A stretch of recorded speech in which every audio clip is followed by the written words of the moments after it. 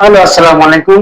এর আগে আমি আপনাদের কাছে বলেছিলাম যে লম্বা ছুটির পর অফিসে ফেরা নিয়ে কেন মন কাজে ফিরতে চায় না। সিগমন্ড ফ্রয়েড, এরিক বার্ন সহ বেশ কিছু মনোবিজ্ঞানীদের মতে আমাদের প্রত্যেকের মনোবিজ্ঞানীদের মতে আমাদের প্রত্যেকের ব্যক্তিগত একাধিক একটা সত্তা বা ইগো রয়েছে, সেই ইগো থাকে। যেমন আমাদের ভিতরে একাধারে রয়েছে অভিভাবক, এবং আমাদের ভিতর থেকে অজান্তে আমরা এটা টের না পেয়ে আমরা অভিভাবকের কাছে প্রশ্ন জড়িয়ে ফেলি। পরিণত শিশুসত্তা যখন আমাদের দৈনন্দিন রুটিনে পেশাগত কাজে থাকি, তখন আমাদের ভিতরে পরিণত ও কর্মসত্তাটি বেশি সক্রিয় থাকে। আমরা যুক্তি দিয়ে বিচার বিশ্লেষণ করে চলি এবং কর্মঠ থাকি, কিন্তু যেই না ছুটি শুরু হয়, নিজের অজান্তে আমাদের ভিতরে শিশু সত্তাটি ইয়াহু বলে দৈনন্দিন রুটিনকে ছুটি দিয়ে দেয়। যে ছুটির প্রতীক্ষীয় সেই দিন গুনছিল, ছুটি শেষ হলে আমাদেরকে অন্তরে থেকে ভিতরে শিশু সত্তাটি আবার জাগ্রত হয়ে যায় এবং নালিশ ভাবে জানতে থাকে যে আরো কিছুদিন ছুটি থাক, আরো কিছুদিন স্বাধীনতা চাই, আরো কিছুদিন আমাদের ঘোরাফেরার দরকার। ঠিক যেমনটা শৈশবের মতো গড়ে ওঠে। কোন খেলা থেকে আমাদেরকে টেনে তোলা যেমন অভিভাবকের কর্মযোগ্য ছিল, কিন্তু বড় হওয়ার পর আমাদেরকে টেনে তোলার জন্য অন্য কেউ অন্য কেউ আর থাকে না।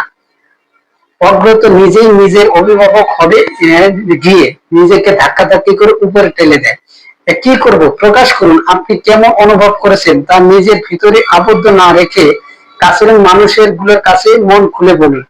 লিখতে পছন্দ করলে লিখে ফেলবেন, নিজে যদি অনুভূতি প্রকাশ করতে পারেন তাহলে অন্য কারো কাছে শেয়ার করবে, শিশু আত্মাটি স্বস্তি পাবে।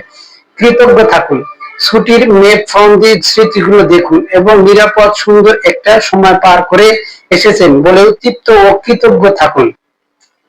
স্বজনদের কথা মনে পড়লে যোগাযোগ ও করে খোঁজ খবর নিয়ে থাকবেন।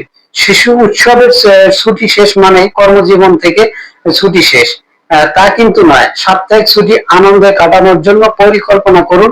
কাজে উদ্দীপনা আনতে নিজেকে অন্যজনের কাছে শেয়ার করুন, অন্যজনের কাছে যান, মন ঘুরিয়ে দিন আপনার কাজ কেন গুরুত্বপূর্ণ। দেহ গড়ি মেরামত করুন। ছুটিতে ঘুম ও খাওয়া দাওয়ার রুটিনের বদলে যায়, অটোমেটিকলি ভাবে খাওয়া দাওয়ার রুটিনটা তখন বদলে যেতে থাকে, এটাই স্বাভাবিক।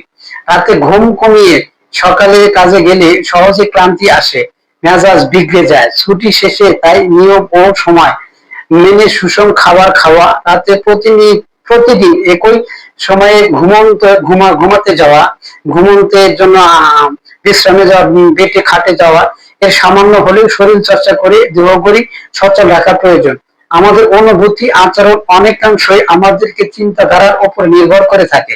কাজের ফেরা মানে কঠিন একটা ক্লান্তির জীবন, এমন চিন্তাধারা আমাদের মনোবল ভেঙে দিতে পারে এবং কর্মতৃপ্ত থাকা, কাজ ও বিশ্রামের ভারসাম্যের মধ্যে প্রকৃত প্রশান্তি আপনার মাঝে গড়ে তুলতে হবে। এমন দুটি দৃষ্টিভঙ্গি আমাদের পথ চলাকে সহজ করে তোলে।